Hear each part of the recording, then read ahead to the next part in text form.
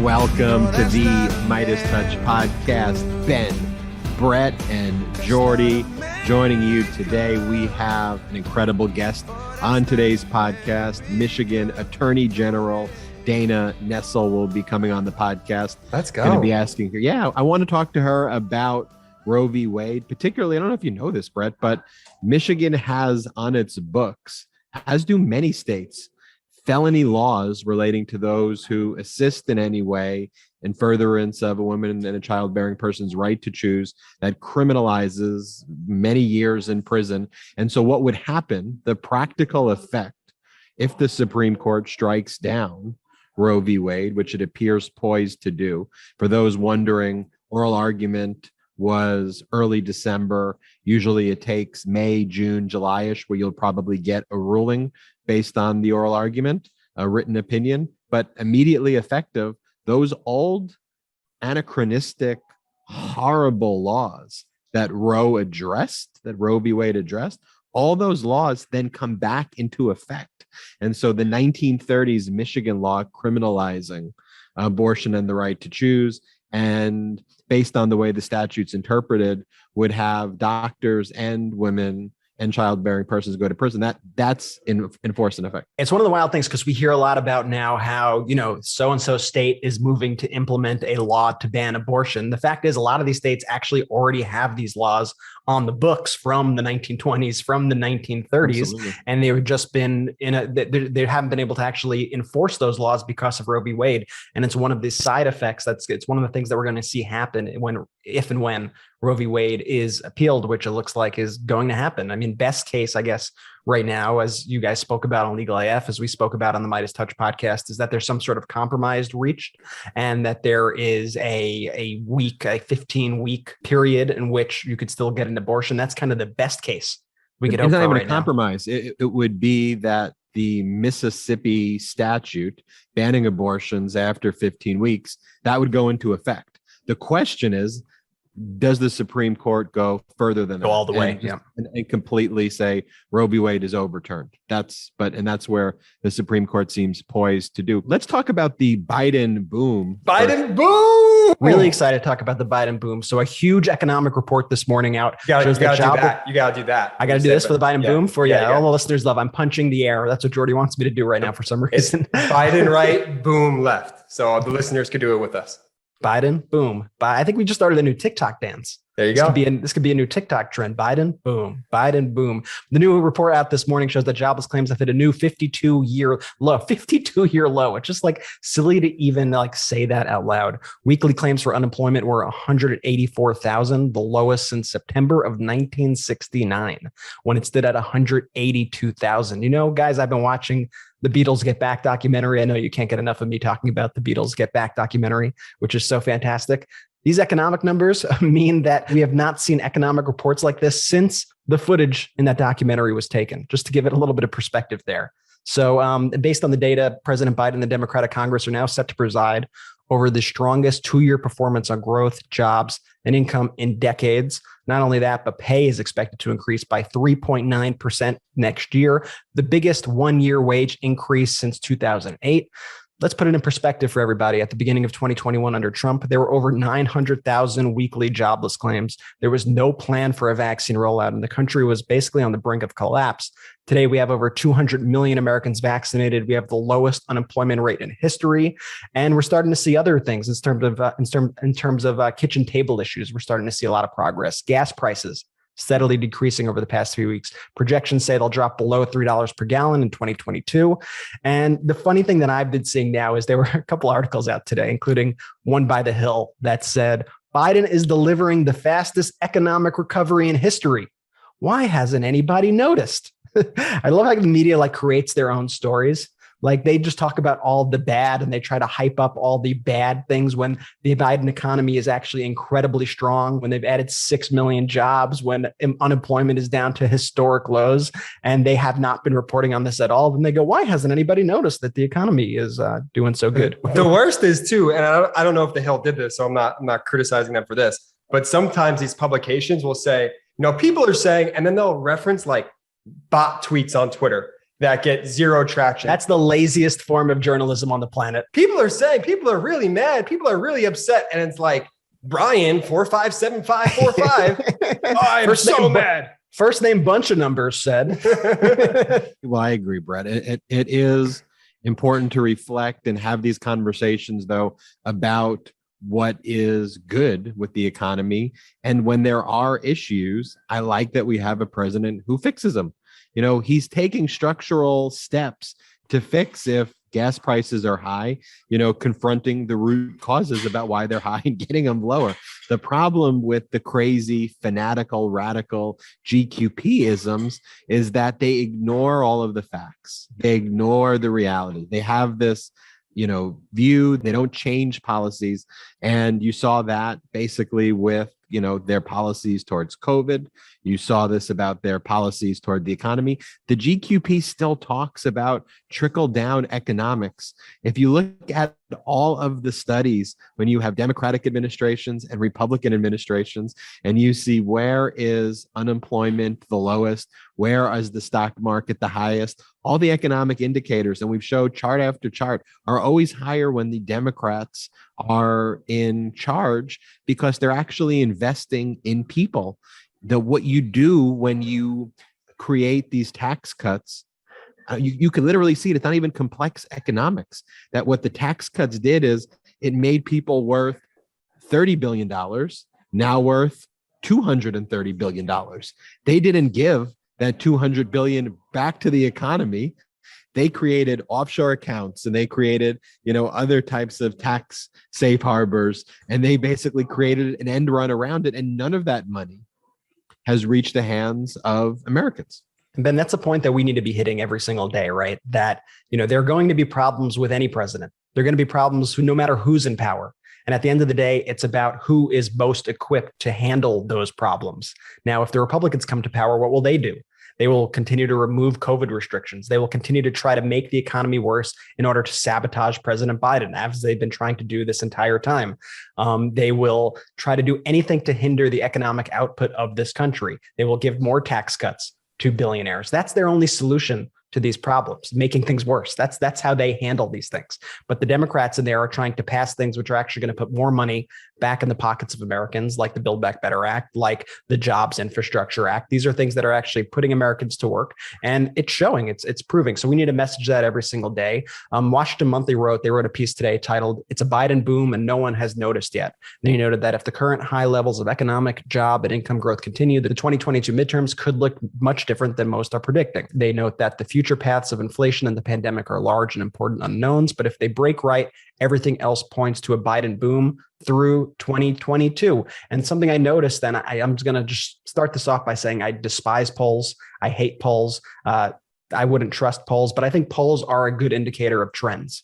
And I've seen a lot of polls out lately. The most recent polls are actually trending strongly in favor of Democrats for the first time in a long time. I mean, we all saw those horrible polls of Democrats like down 10% to Republicans in a general matchup. Well, the latest Morning Consult political poll has Democrats leading 44% to 41%. The latest YouGov America, The Economist poll has Democrats leading 42% to 39%.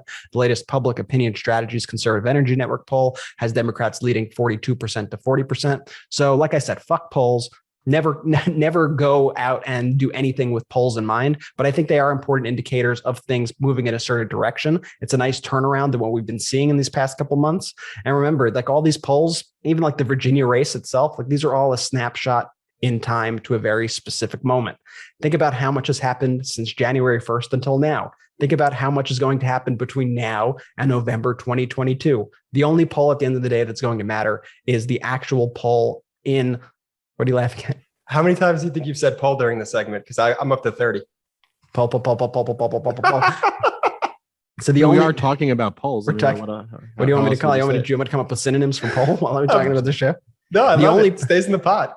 Oh God, the only poll that will matter is the one that's on election day. So just continue to do the work. I don't want anybody to buy into this aspect that Democrats can't win, but at the same time, I don't want you to get complacent. We need to work every day like we're 10 points behind, because we need to be getting these polls that I want Democrats to be leading by 10%. And while I'm happy that Democrats are now leading, by 2 or 3%, it's still kind of in the margin of error. We need to increase those gains. We need to continue to show Americans that Democrats are the party that's actually going to be helping you. Democrats are actually having incredible economic success, and that the economy is doing great and is going to put more money in their pockets. Here's the one thing I think Democrats need to also do, though. As you have the Biden boom, what Democrats still have to focus on is just some kind of kitchen table issues. What Democrats have to be sensitive about are issues like the price of groceries and the price of milk and the price of gas. And they just have to let people know how these broader concepts of infrastructure and build back better and the economic policies, how those are actually translating into better conditions, or that Democrats are simply fighting for better conditions, in the home, in the households and apartments and wherever people live. And I do think we have a great opportunity also, not just because you have the Biden boom and those economic indicators. The GQP, we always call them the GQP, but their leadership, the Matt Gaetzes of the world, the Marjorie Taylor Greens, the Lauren Boeberts of the world, even Representative Massey, with these guns, these photographs of perverting the holidays by fetishizing these weapons and putting them in the hands of children is really at odds with most, setting aside, there's obviously there's a legitimate debate on certain gun reform issues, about whether there's private rights to handguns in certain circumstances. But the broader kind of conversation has been, for Republicans, we need to have our children having weapons that were intended for war, to be able to possess these guns unfettered without parental guidance or chaperoning, really without anything. And then we want to joke and laugh about it right after school shootings by plastering our 5-year-old kids holding these weapons. And I'll tell you what they look like. They look like fucking terrorists. Yeah. If you compare the photographs of the Boeberts and the Representative Masseys with the type of terrorist propaganda that exists, in other places of the world, it's the same photographs of Al-Qaeda. Like, it just is. And the opportunity here that we have as a messaging opportunity is to make it clear that that is the face of who the GOP is, that they're really perverted, sick, disgusting human beings who are at odds with what the American people is, and that Democrats are responsible people. But here's the thing, Brett, I want to get your take on it. And Jordy, maybe I want your take on it, which is, the GQP is doing all this gerrymandering across the country, but in the Democratic controlled states, like whether it's Colorado or New Jersey or Washington, we see this throughout, which is Democrats in their states, they're like, look, we need to focus on redistrict fairness and how we draw the maps. Meanwhile, in all the GQP states, they're gerrymandering the shit out of these districts that are making it impossible for Democrats to be elected. And so it's like Democrats are taking the high road here, but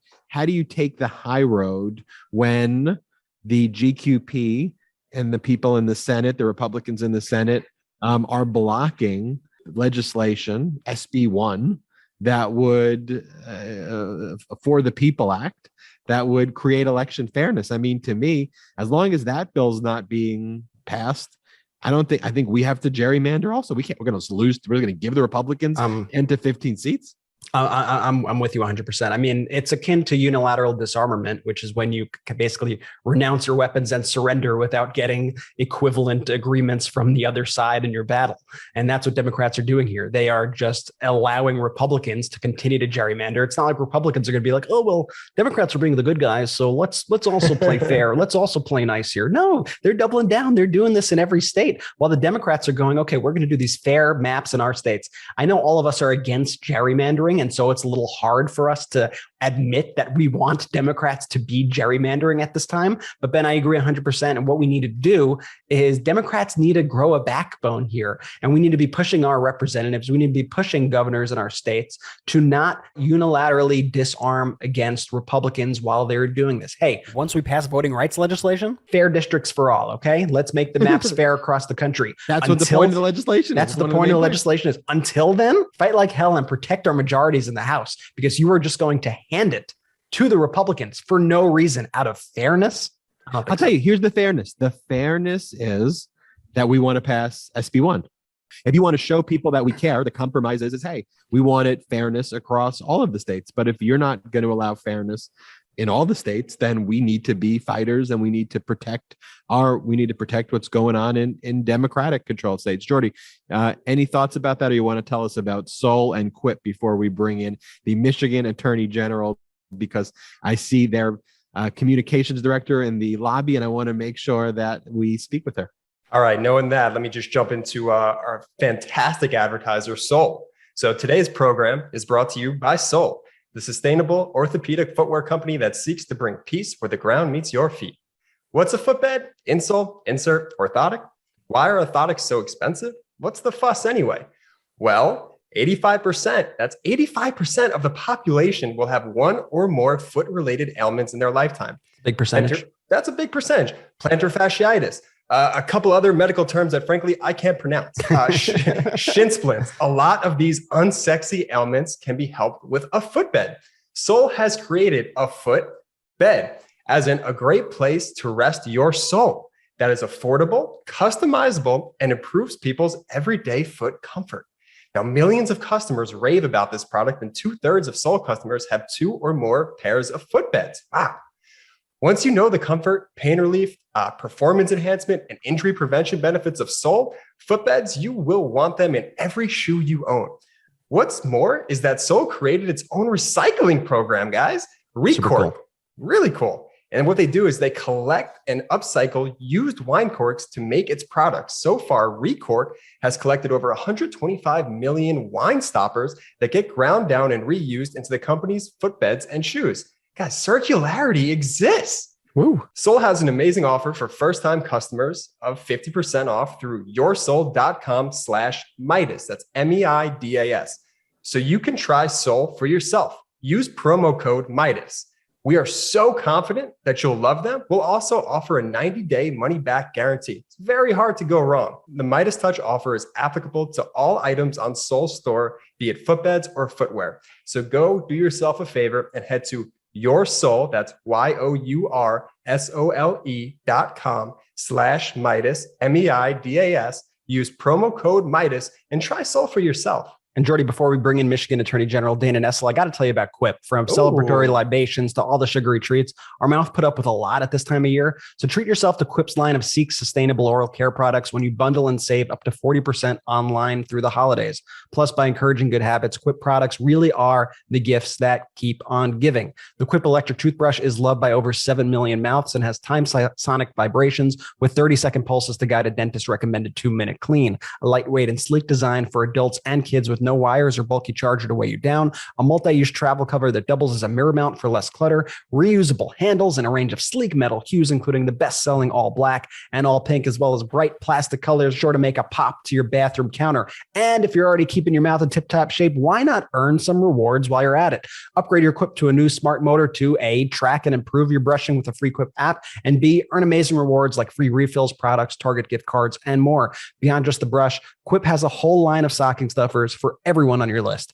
2 ways to floss string that expands to clean, reusable floss pick that replaces over 180 disposable picks with every refill, refillable gum that's sugar-free, has long-lasting mint flavor, and comes with a dispenser, refillable mouthwash that's a 4 times concentrate plus good for you and the planet. In addition to brush heads, Quip also delivers fresh floss, toothpaste, mouthwash, and gum refills every 3 months from $5. Shipping is free, so you could save money and skip the hustle and bustle of shopping in-store during the holidays and into the new year. Even more good news, Quip is running their best deals of the year right now, which means you won't be paying through the teeth when you gift better oral health this year. So here's what you got to do. If you go to getquip.com/Meidas right now on top of their holiday savings, you'll get your first refill for free. That's your first refill free and up to 40% off bundles at getquip.com/Meidas. That's spelled GETQUIP.com/MEIDAS. Quip is the good habits company.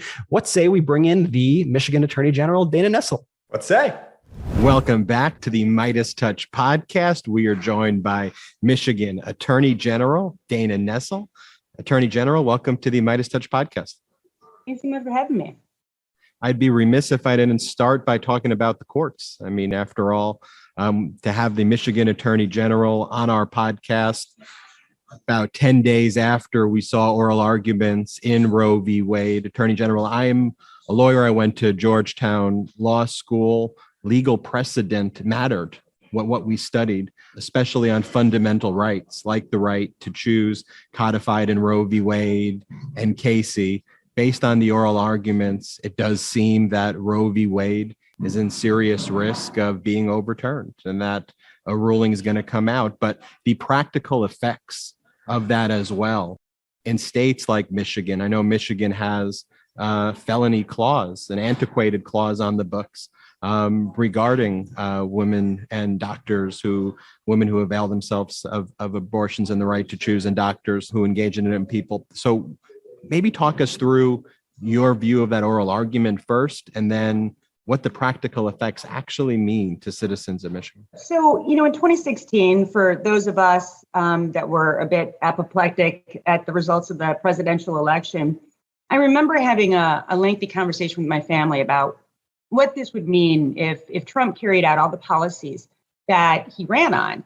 And I said, almost everything he does can be undone in another election, but not the Supreme Court. And that's the thing I was most worried about. It seemed clear that Trump would likely have at least a couple appointments. I didn't foresee him having three, but I honestly don't know that there's a difference between two or three because we already, had such a razor thin majority when it came to right to privacy issues as it was. And I was one of the attorneys that argued the Obergefell case in 2015, the same-sex marriage case. And, I think it's important to remember Roberts dissented on that. So that was a 5-4 majority. So I knew, two replacements or three replacements might not make a difference. And of course, we knew that anybody who made the short list had to perform well on this litmus test of whether or not they would be willing to overturn Roe. And otherwise, they never would have been nominated in the first place. So I knew that was coming. It was just a matter of time, and not probably a long matter of time. So as soon as I saw that the Supreme Court had taken the Mississippi case, and this was before we saw even the Texas case, which for a million reasons is the most outlandish case that I've ever seen, because it totally upends the meaning of standing that we have always known about. But Mississippi being a more traditional type of abortion ban, as soon as they took it, I knew they were prepared to either overturn Roe entirely or gut it to such an extent that for all intents and purposes, it was meaningless to have Roe exist at all. So what will happen in Michigan is this. We have a 1931 law that makes abortion a 4-year felony, meaning you can serve up to 4 years in prison. And it's interesting the way that it's written. I think it was written before a time where so many women could take medication that would cause a miscarriage. But the way that it's written, anyone who administers either medication or a procedure will be held criminally liable for this. And so traditionally, before Roe, it was read as though you would be prosecuting the medical performer of such a procedure. So a doctor, a health official, maybe somebody who's not a real health official, but who presents as someone who knows how to administer abortion or abortion procedures. But the way that it's written, I would argue that it could also apply to women if they give themselves this pill. So they would be administering it to themselves. Furthermore, before Roe rendered this 1931 law, I would say obsolete for the time because it could not be prosecuted after that, was that women would still be jailed. They would just be jailed from a finding that they were held in criminal contempt for failure to cooperate with a subpoena. Now, they would not maybe honor a subpoena in a prosecution or cooperate with investigators. So they were still jailed, but they were jailed for different reasons. Now, I think one could argue that they could also be prosecuted under this law as well. So my feeling is what will happen is that not only will you have providers who are terrified and don't want to perform this procedure, even though technically it says it can be performed just for one caveat to save the life of the mother. But then you get yourself into a situation where I could see if you had an attorney general that really wanted to prosecute these cases, and you see that there are more of these procedures coming from a particular healthcare facility, they would start potentially, conducting subpoenas or search warrants to get those medical records to find out, was this really necessary to save the life of the mother, or would it have just scarred her horribly? Would it have just caused other problems medically, but maybe she wouldn't have died?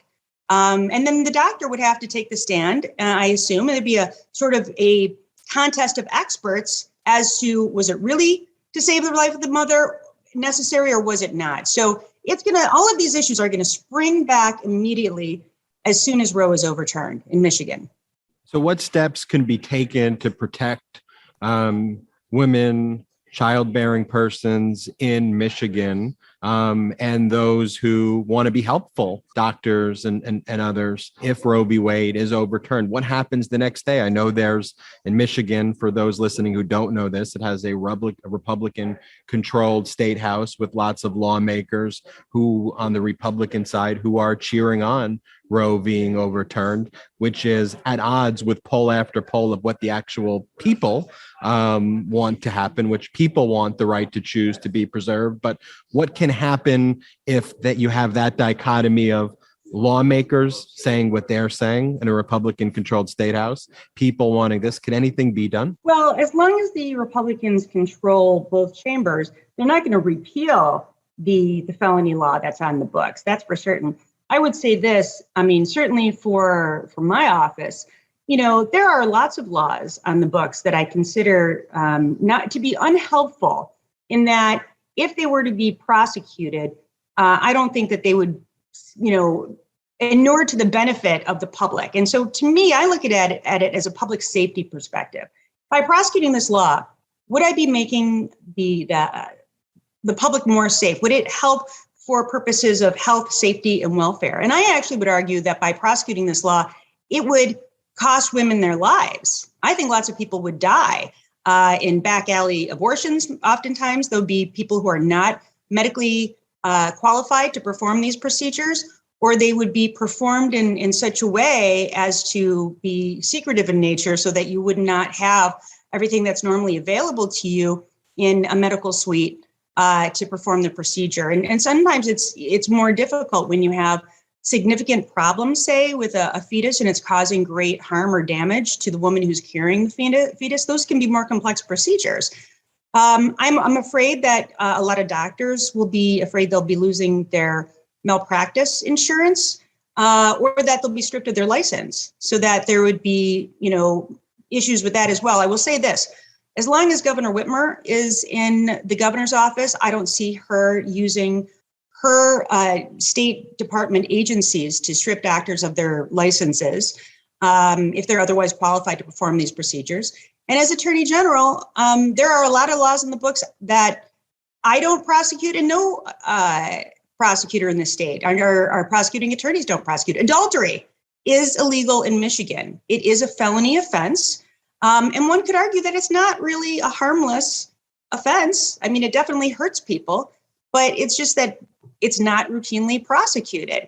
And there are a lot of different laws. For instance, my two Republican predecessors, even though we've had a hate crime law on the books for 30 years, never once was it prosecuted by my two Republican predecessors. But I prosecute it routinely because I think that it's important. And if people go after other individuals and they cause them physical harm or property damage based on the fact that it's a bias-oriented crime, we prosecute it. So you do have a great deal of prosecutorial discretion. And, for me, if those procedures are being performed safely, and it is the decision of a woman and her doctor, that's what's best for that particular individual. I'm not going to go busting into, Planned Parenthoods or into medical facilities to see exactly what procedures are going on in there. But I think that if I lose, any of the three men that I'm running against will happily prosecute the 1931 law. And I think what's been bothering me is that in the media, nobody seems to be asking them. And when they do ask, they just don't answer, which I think is very telling. Why do you think that is? I mean, that's why we started this platform, to ask those questions, to champion democracy. It really isn't so much about political parties. I mean, if Democratic leaders were telling people to start injecting bleach in their veins and telling doctors and women that the government was going to get in the middle of that relationship and make the decisions and criminalize private decisions, I wouldn't be a Democrat. I wouldn't, but I'd ask the tough questions.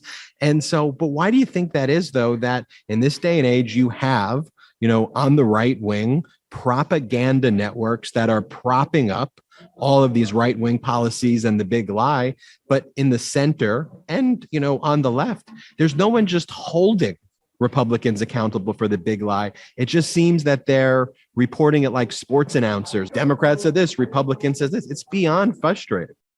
Yeah, it's been frustrating for me too. And as Democrats, I will tell you, we are the first ones to eat our own. So when we see something that one of our fellow Democrats does that we don't like, we're very quick to pounce on it.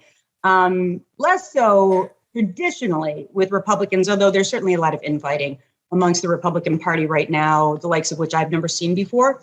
But I still think that these are important questions that be asked. And I think the reason they're not answering it is because behind closed doors, I believe they're all saying, yeah, I can't wait to prosecute this law.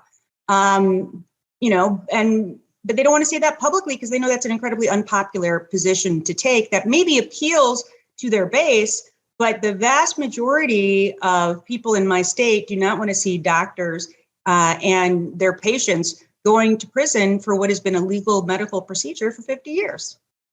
I want to talk about the threats to free and fair elections. Obviously, this is a nationwide crisis that we're facing, but Michigan is particularly ground zero. We saw the lawsuits brought by Sidney Powell and others. They were subject to sanctions for bringing these frivolous lawsuits, putting out the big lie. I don't really want to give Sidney Powell any airtime other than to give you that reference to the larger point here. The larger point here, as you referenced, is you have both chambers controlled, though, by Republicans who don't condemn that lawsuit, who don't condemn the insurrection, who use the insurrection as a learning tool to say, how can we shape these elections in a way and rig the system to suppress votes and prevent the voters' will from being heard? That, to me, is the more alarming part than these characters and these silly people who don't deserve a law license one bit, in my view, like the Sidney Powells of the world. But it's now being institutionalized by a political party. What's your view about the threat and what could be done? Well, first of all, I absolutely think it's terrifying. And of all the issues that we're talking about, yes, I care deeply about environmental concerns, and I care about reproductive rights, and I care about LGBTQ rights and all the rest of it. But all of that, none of it matters as much as maintaining a democracy, because if we don't have a democracy, then all of those things are out the window. So, to me, if we're going to focus on one thing, let's focus on preserving our democratic system of government where, quite simply, but for the Electoral College, the person who receives the most votes is the person who wins the election. I mean, it's pretty simple. And I think all of us have sort of subscribed to this notion for the entirety of our lives. But that being the case, it is horribly concerning and terrifying, not just this effort at voter suppression, which we've seen in states all around the country. And we certainly are seeing that effort here in the state of Michigan, which, people tend to think, well, we have a Democratic governor. She's never going to go for any of that. It doesn't matter what the Republicans in the legislature want to do. And of course, that's not the case because we have this unique system of government here in Michigan where it just takes 3 or 4% of the voting public to sign on to a ballot petition, and then it goes right to the legislature, and all it has to do is pass by a bare majority, and it's veto proof. The governor doesn't get to weigh in at all. So that's very concerning. And certainly the Republicans, are they have put forth such a process, and we'll expect to see their ballot initiative that will mirror many of the other voter suppression laws in many other states. I expect it to pass likely next year. But in addition to that, what I'm very concerned about is this move that we've seen, whether it be county or township clerks, whether it be those who sit on the boards of canvasser, either at the county level or at the state level. These are ministerial functions that were always performed irrespective of political party. They just did their job. They did it the right way. The person who got the most votes was deemed to win the election in that jurisdiction. And then it was passed up to the next level, and then it was passed up to the next level. And no matter who the governor was, and no matter what they thought of that presidential candidate, the vote was certified. They signed off on it. The Secretary of State signed off on it. But now we have a situation where I think 2020 exploited for us. I mean, it really allowed us to see all of the various areas where we have always just depended on people doing the right thing and performing these ministerial roles in the right way where they're following the law. Well, that's not going to be the case anymore. So they've replaced all of the Republicans that were on those boards, and they're split evenly between Republicans and Democrats, 2 of each, who just did the right thing, certified an election, even though it wasn't their candidate or their party that won. That's not going to be the case anymore. And that's why it's even more important than ever in our state that we have Jocelyn Benson get reelected as our chief of elections to oversee elections, and then I get reelected as Attorney General because I'm the top law enforcement official in the state, and I represent the Secretary of State, and I can bring lawsuits. And why that matters is this. Firstly, on behalf of Secretary Benson, if she sees a case like we're seeing right now in Hillsdale County, we have a local clerk there, and Adams Township, which is a small township, but she refused because she didn't like the kind of election equipment that was being used. I don't know if it was Dominion or Smart Matrix or whatever it was she objected to. She refused to perform the regular processes required to update the equipment to make it ready for the 2021 municipal elections.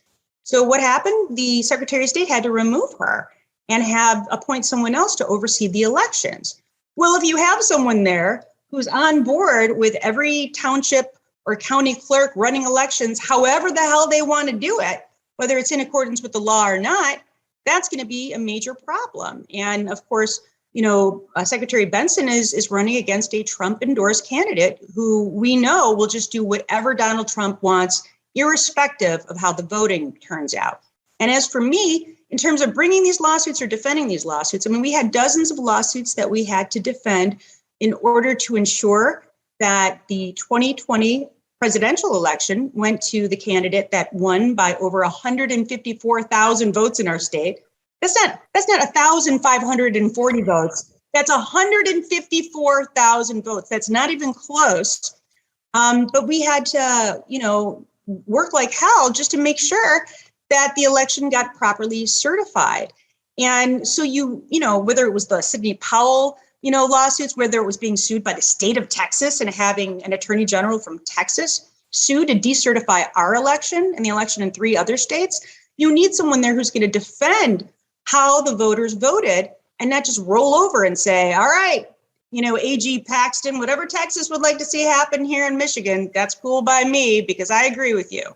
So these are critically important roles, but in terms of what we can do with, say, the boards of canvasser, if they don't do the right thing, not only is it a crime, not only can it be misconduct in office or willful neglect of duty, but I can go to, the Supreme Court here and say, you need to order this board of canvassers to certify that is their job.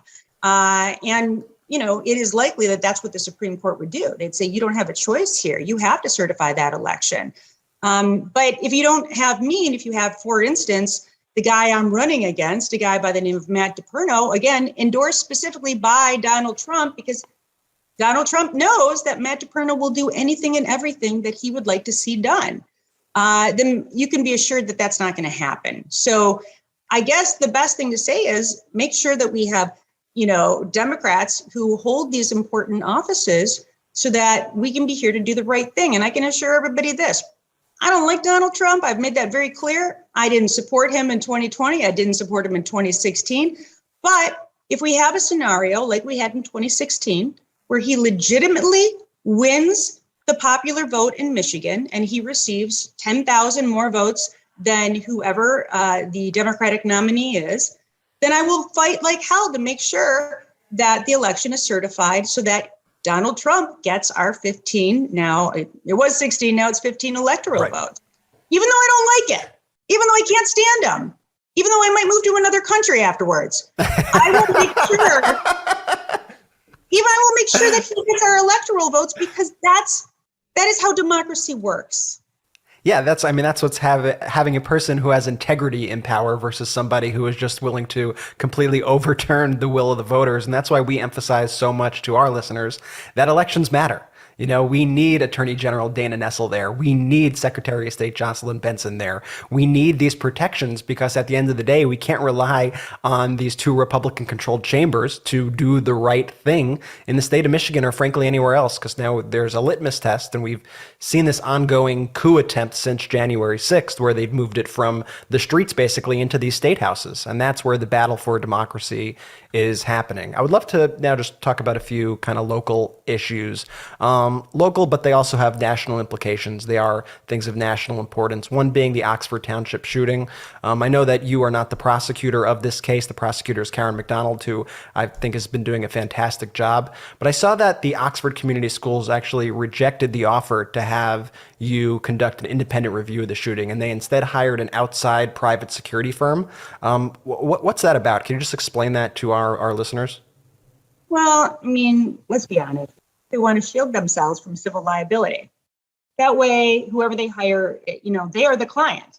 They're paying for it, and that firm and whatever their results are, whatever their review shows, they're just accountable to the Oxford Community Schools. And, that's what I was concerned about. And that's why, and these are lessons learned.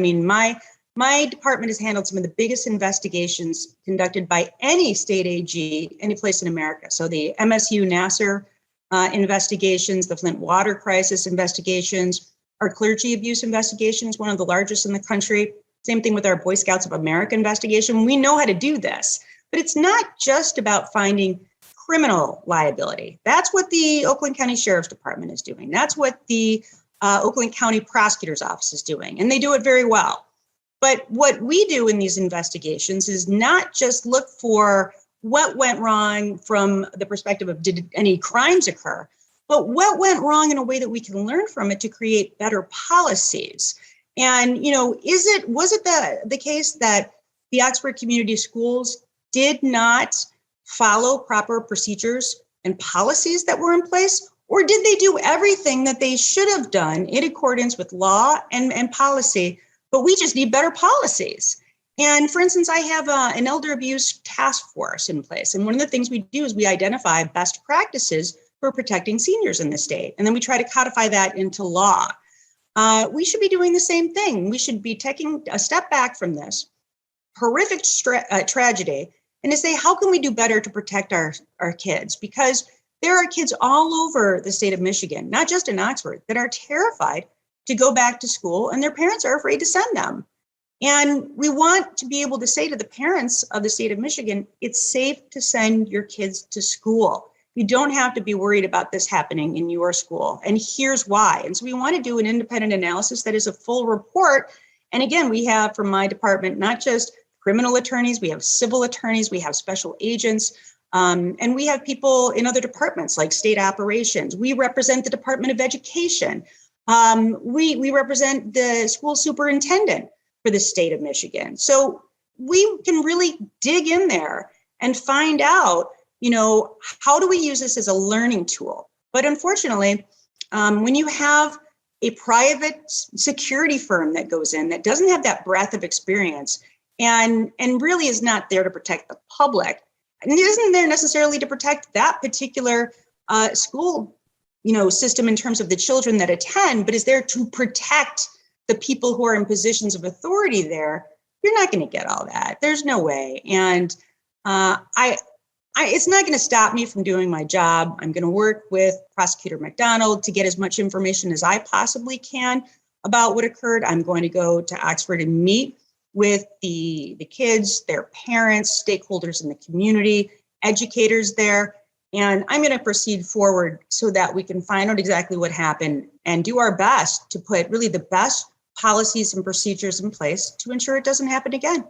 And why does this private security firm, why do they even have the authority to take that from you? Well, they're not taking it from me, but here's the problem. I can go in to any entity in the state where there is a criminal case pending, and I can issue, search warrants and investigatory subpoenas and things of that nature. And that's what's happening right now. I mean, that is what Oakland County is doing.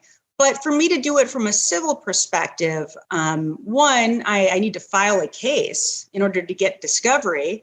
And it's very hard to do when you don't have the cooperation of the school district because they can hide things from you. Like, for instance, anything that's attorney-client privilege. We saw this in the MSU Nassar investigation.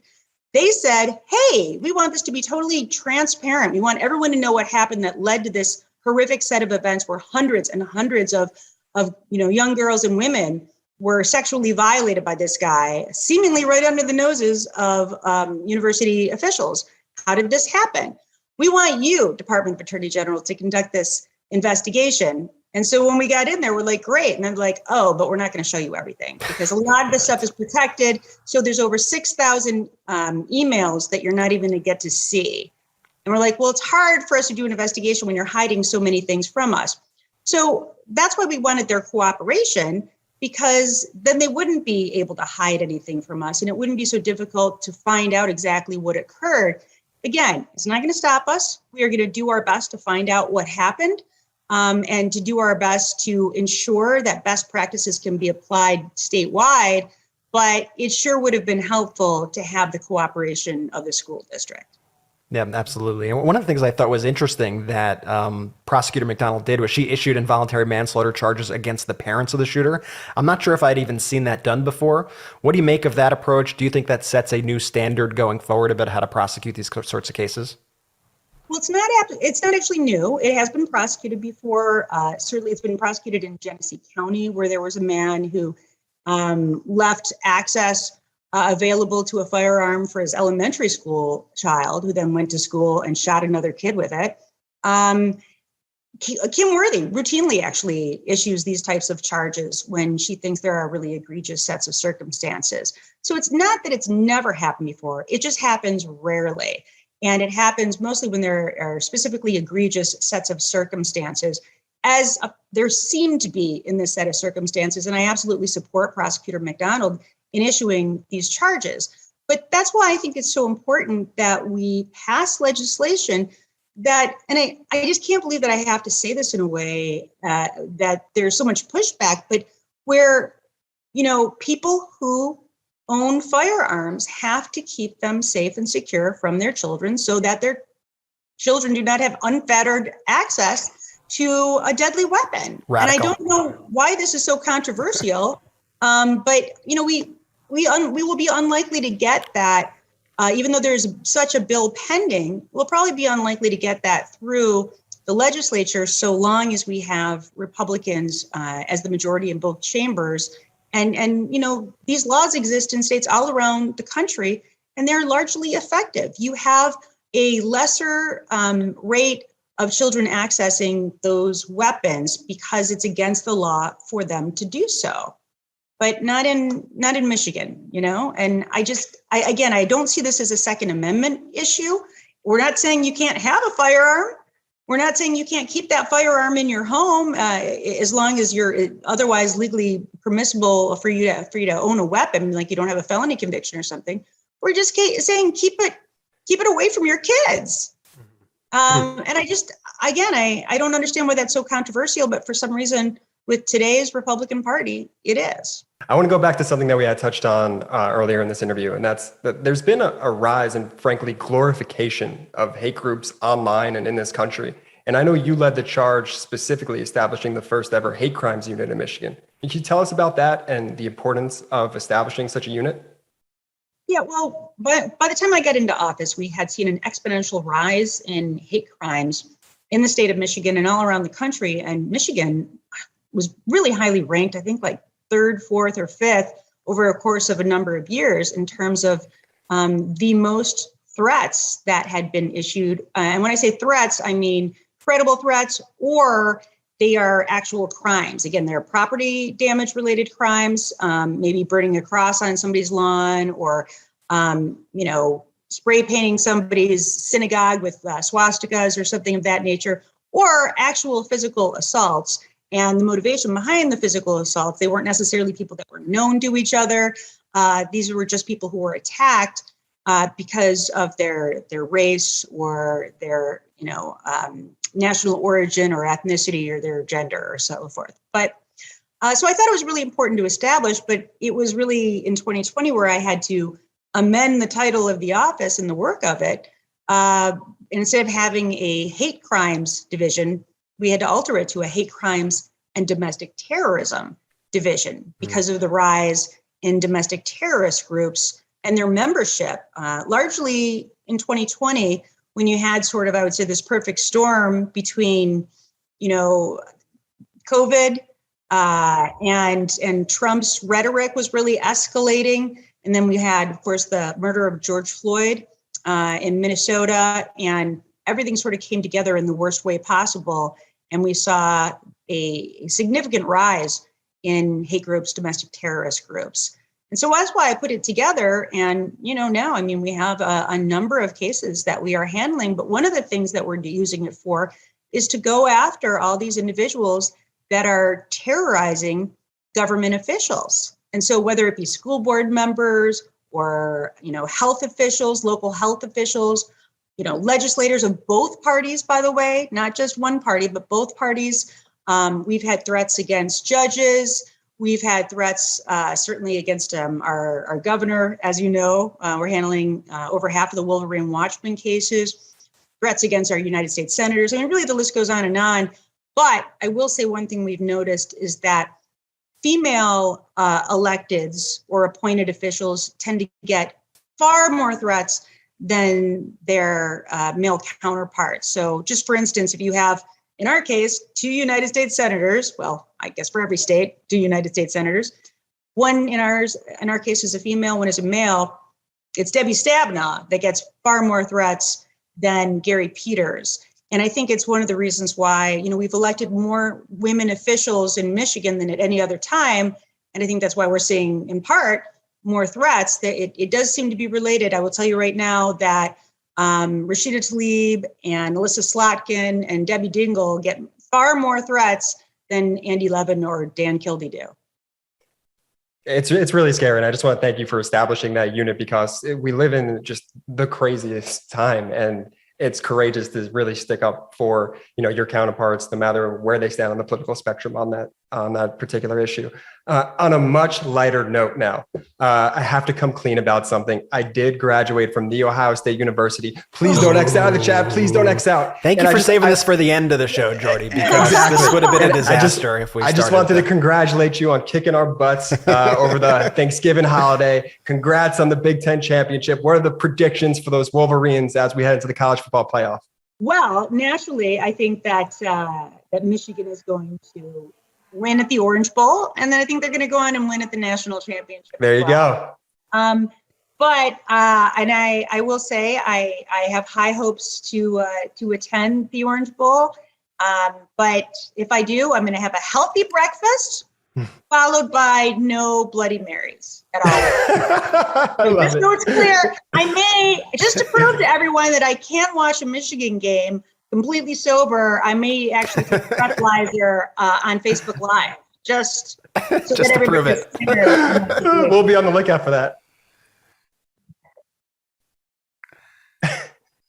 I have not heard from her, but she seems amazing. And Yeah, I would like to party with her. She seems fun. I tell you, I think even in my prime, I don't know that I could stay out clubbing till 4 a.m. I just don't think it's in me. And also, as we know from Tailgate Gate, I'm kind of a lightweight.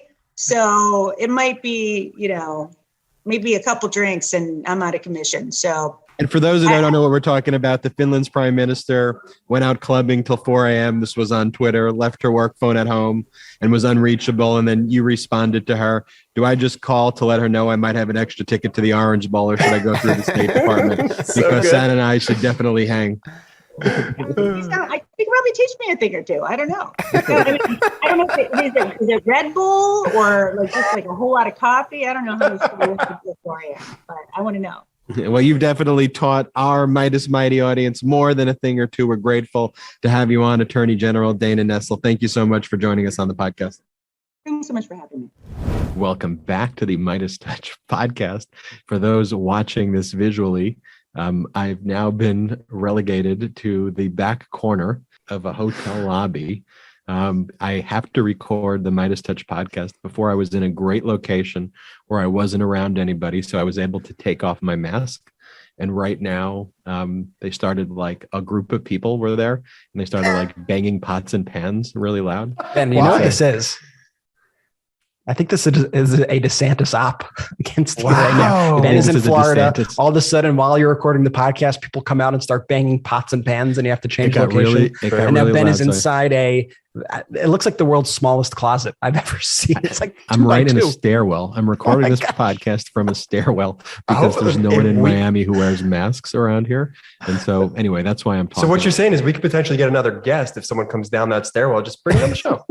Well, this potentially could be a new guest on the MeidasTouch podcast. Any second, at any moment. All right. Well, let's get into it. Attorney General Dana Nessel was absolutely amazing, fellas. Yeah, she was fantastic. She's a true fighter for democracy. And, when she speaks, I think I think something that really shows her character was she was like, if Trump won the election, I'd have no problem acknowledging that he won the election and making sure that was certified. And you have Republicans on the other side who have just gone full fascist and are basically just saying at all costs, we will not certify a Democrat who wins elections. That right there is the difference between Democrats and Republicans. It's the difference between democracy and fascism. And that's what we're up against. And so it's great that we have fighters like Attorney General Nessel out there who are actually committed to preserving democracy. It shouldn't be a hard concept. And look, that's exactly what David Perdue said recently. He said if he was governor, for those listening to David Perdue, the loser senatorial candidate who lost against Ossoff in the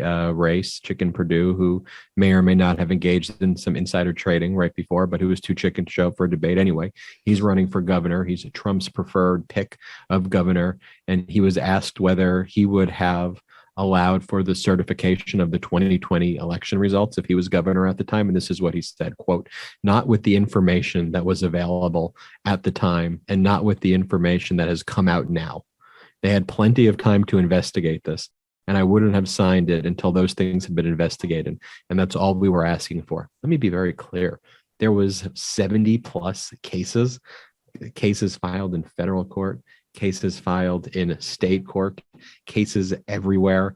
The fact that an individual would say this makes them unfit for anything, yet alone unfit to be governor of a state in the United States of America. It's absurd that there's someone who would actually say that. And the Republican Party at this point just has no spine. In order to be a Republican in 2021, you have to be a conspiracy theorist and you have to be a fascist. You have to go all in on the big lie. And that's what we're seeing with these candidates. And all I could hope right now is that Perdue entering this race to go against Kemp, that there's such animosity there between those two candidates that it tears apart the Republican Party from within. And as we mentioned on the last podcast, I think a lot of our big win in the January Georgia special elections was also due to the fact that there was a fractured party with Trump and Linwood and all these people actually telling people not to vote. And now we have a candidate who is a big lie pusher, who is going against Kemp.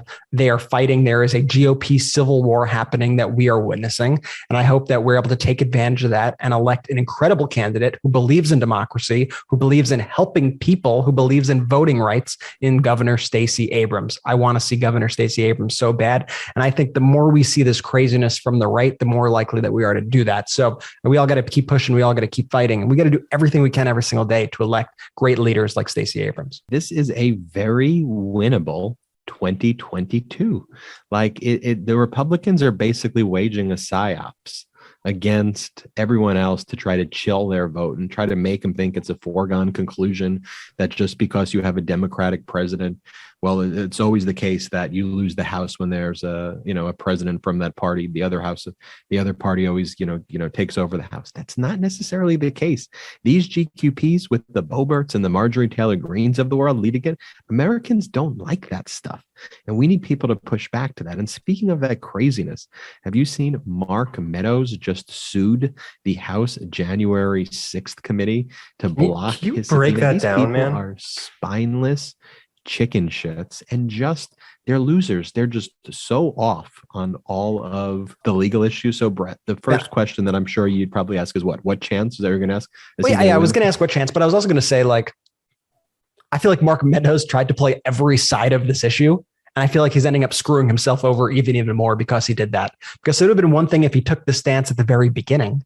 But the fact is, he's already handed over troves of text messages. He's already handed over a very incriminating 38-page PowerPoint that went step by step as to how they were planning to overturn the results of the election. So at this stage in the game, after he releases a book to the public that expresses these very personal interactions between him and Trump, how do you then go and claim that you have this executive privilege? How do you then sue the committee that you were previously starting to cooperate with and actually provided a lot of evidence to already? I mean, I feel like this guy's going to get laughed at court, but that's my layman's opinion, but I'm curious to get your expert opinion. Let's talk about what he's already turned over. A 38-page PowerPoint titled Options for January 6th. Okay, which detailed how he and Trump envisioned they would declare a national security emergency, have the vice president delay Biden's certification, declare the votes fraudulent, and basically install Trump as a de facto dictator. It didn't specifically say it like that, but that's the thrust of the 38-page PowerPoint. There are text messages between him and members of Congress about how they would appoint alternate electors in certain states, and Meadows responds, "I love it." There's also texts between Mark Meadows and individuals who are part of that Stop the Steal insurrection. There are texts about the need for Trump to issue a statement and him not issuing a statement about the insurrection. Like, there's a ton of information, right here. But at the heart of this issue is the doctrine of executive privilege. And executive privilege, like other privileges in law, attorney-client privilege, marital privilege, patient-doctor privilege, says there are certain communications that should be confidential unless there are exceptions, because we want to foster confidential communication so people can speak candidly and not fear everything they say is going to be used in a litigation. So the idea, the same way an attorney and their client would have confidential conversations, the law says we want the president of the United States to be able to speak about national security issues and things like that to their chief of staff without that being made public. Well, what the January 6th committee said, okay, you could say that those things are subject to executive privilege. If we think that the executive privilege doesn't hold here, if it's not a confidential communication like that, we'll challenge that later. But clearly, if you're engaged in conversations with third parties, for example, if you were having communications with members of Congress, that's not executive privilege. You've now extended that relationship outside of the White House to third parties. If you wrote a book about it, you are telling the public that. If you're giving interviews, you're releasing those things to the public. So we want to question you just on those things. And so the January 6th committee was very sophisticated in what they did, because like with a scalpel, they baited him. And they said, you could focus on those non-issues. We'll let you assert executive privilege, but here are the areas where you can't. And so he was too chicken shit to even go in front of him and talk about that. He has no legitimate claim to that. He has no legitimate claim on the executive privilege grounds. As Merrick Garland said in a Justice Department memo said, that insurrection has nothing to do with the functioning of the executive office. The fact that a president leads an insurrection should not be subject to an executive privilege, the overthrow of our government. Nonetheless, you could assert the privilege. We'll challenge that later, but testify on all these other topics. And so he's refusing to testify on all these other topics. And he turned over the records. I just think what he wants to do here is delay, and hope that he could delay this out until another administration where he hopes that the Trump model holds, where the criminal GQPs pardon each other or whatever. So the whole thing, the whole name of their game is delay. And guys, let me ask you this. Is it wait until another administration, or is it wait, and it's a big if Republicans take the House in 2022? And do they have the authority then to just disband the committee? Does the committee I'll say this. Then? Yes, they will. If the Republicans take the House, and this is one of the reasons why the elections are so important, they do, and they will have the power to end the committee. And it's something I expect them to do. But the January 6th committee, they're not stupid. They know that that's a possibility. So they're going to do everything in their power to wrap up their investigations by the time that happens. And also what everybody needs to remember is that the DOJ is going to be the same DOJ regardless of what happens in 2022 or not. So that means, even if there are, indictments ongoing, what's not going to happen is if Republicans were able to actually take power in 2022, then they wouldn't have the control over what the DOJ does. The DOJ gets to still pursue indictments and gets to still pursue their case. So I expect that the January 6th committee, is going to wrap up well ahead of that being a possibility. I think that, they were hoping, to wrap up over the summer, which is why the Steve Bannon news about his court case being delayed into July, I think is so harmful personally. And I understand, that everything has a process, and this was actually a compromise. The prosecutors wanted to set this trial in April, and Bannon was trying to push back to, I believe, December. And so they met in the middle in July. But I think, to me, that is incredibly irresponsible. I think we need to have these trials quickly. We need to be moving as quick as possible at this moment. And we cannot give any of these people a chance to delay. Brett, I agree wholeheartedly. And what I hope is the prosecution of Bannon, which has now been delayed, the trial will be around July. I don't really know why that trial needs to go July. Bannon was asking that it be even kicked further down the road, but now that's set for July. It seems to be one of the most simple trials ever. He didn't show up. And even when this trial happens, it's not a trial that is going to even be about getting information from Bannon, but it's just going to be about holding him criminally accountable for not answering his subpoena. Yeah, that's what it would be about. So it's just also silly. But at least there are, hundreds and hundreds of people have already come before the January 6th committee. They have a lot of information, and they probably have a lot of those other text messages and much more of the correspondence that Meadows is withholding. They probably already have a lot of that on their side. So they don't need any one person to get to the bottom of this. And something I also want people to, consider as you see news about the January 6th committee is they're a fact-finding committee. They're a research committee. So don't expect them, they don't have enforcement power. They don't have the power to go out and start arresting people. And I see people be like, why isn't the January 6th committee put anybody under arrest yet? They're going to produce a research document like the 9/11 commission produced a research document. That's the end game of this. Information, detail, research. That's what's going to come out of this. And then the DOJ will then have an opportunity to decide if they're going to pursue charges based on that information, based on any criminal referrals that they may have. But the January 6th committee, their job is to get to the bottom of January 6th. I agree. And Brett, maybe tell us a little bit about Raycon, will you? I would love to tell you about Raycon, because by now you've probably seen about 1,000 gift guides for the holidays. Gift for moms, gift for guys, gift for your neighbor's cousin's dog. These lists are absolutely, they're crazy. But you could study all those gift guides. You didn't get your neighbor's cousin's dog a present this holiday season yet, Brett. You are missed. Come on, man. And listen, Jordy, you could shop at 10 different places, or you could start shopping at Raycon and get a gift that everyone will actually use, the Raycon wireless earbuds.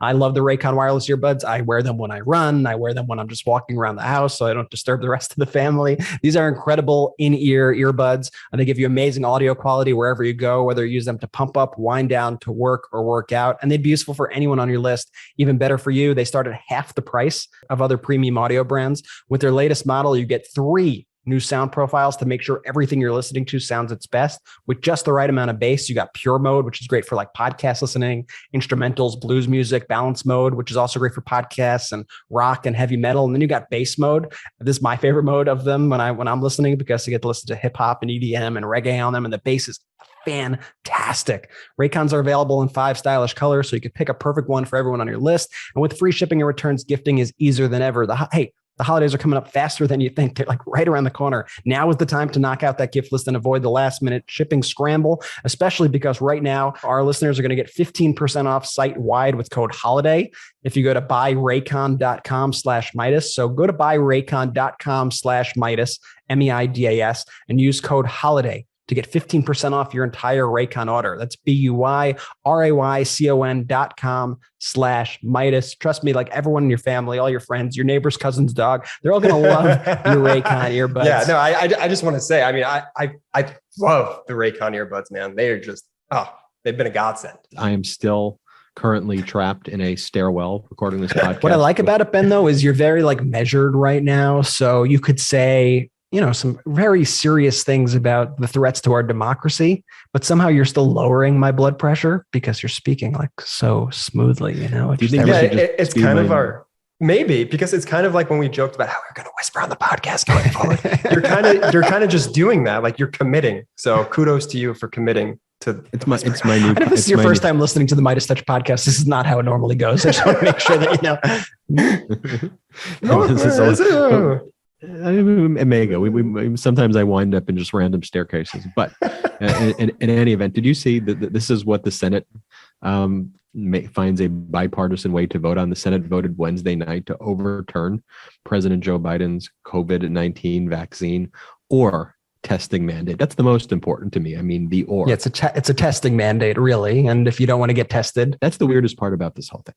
The not getting vaccinated part, I totally don't understand. But I want to at least recognize that there, in certain circumstances, if you're not like a healthcare worker and you have some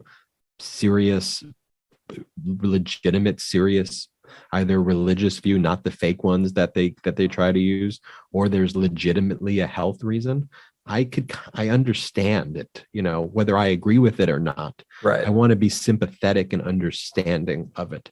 But see, the thing is, it's not just that they're anti-vax. They're also pretending that COVID isn't a real thing. And then they're also anti-mask. And then they're also anti-testing. So it's the combination of all those factors which just drives me absolutely nuts here. And what the Biden vaccine or testing mandate is okay, if you don't want to get the vaccine, then get tested. And there's opposition to being tested for a pandemic, I mean, is one of the strangest things in the world to me. And I'll tell you, being here in Miami, one of the reasons I'm in this stairwell is because there's not a lot of great places in public settings to have conversations without wearing a mask. But they straight up they act like COVID isn't a real thing here. Yeah, it's so wild. And I want to be clear also that, it's really just all appearances at this point. This is not going to become law. Its chances of getting a vote in the House are uncertain. It's likely not to pass in the House, but Biden is 100% going to veto this. But, it does demonstrate that there is a little bit of bipartisanship when it comes to removing these mandates.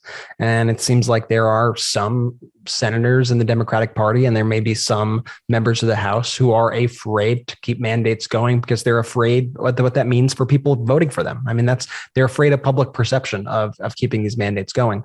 But I mean, the fact is that these mandates are the reason why we have such a robust economy right now. These mandates encouraging people to get vaccinated, making people get vaccinated. This is a reason why the economy is bouncing back at the quickest rate in the history. And all this, on the Republican side, it's all to try to derail that effort. They want fewer people vaccinated. They want to screw up the economy. They want the economy down. They really do.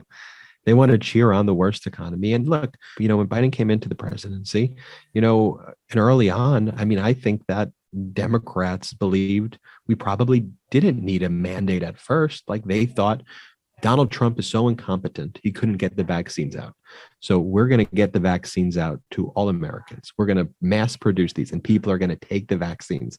Nobody accounted for one, the more potent strands out there, number one. And number two, the level of disinfo out there and people not acting like COVID's a serious thing. Like, and people being Fox, the right wing, spreading disinfo about it to the point where you have no other choice. No one wants to treat people like, hey, you have to do something.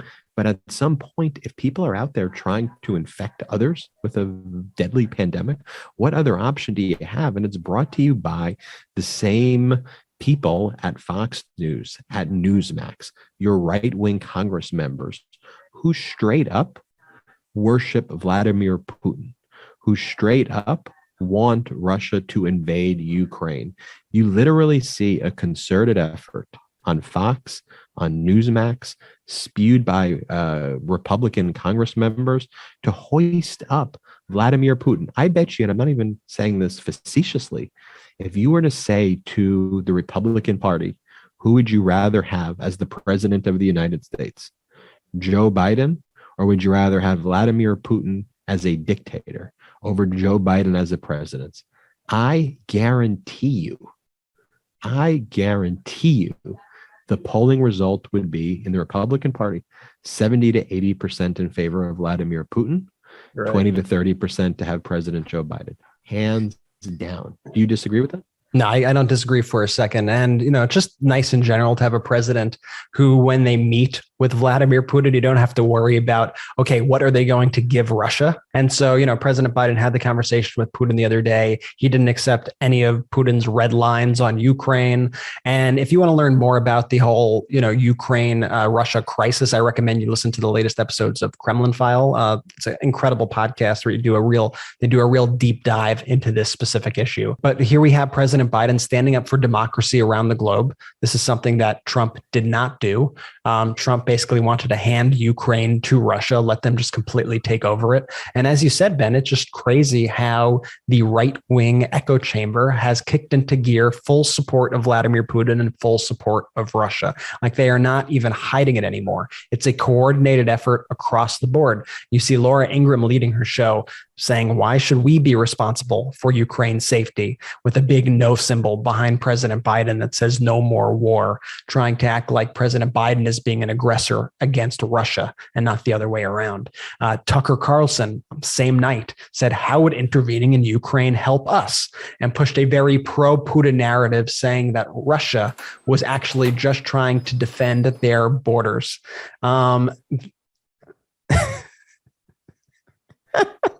I told you there'd be a guest on the MeidasTouch podcast. We called it. We knew there was going to be a guest. For those listening, somebody just walked into Ben's staircase.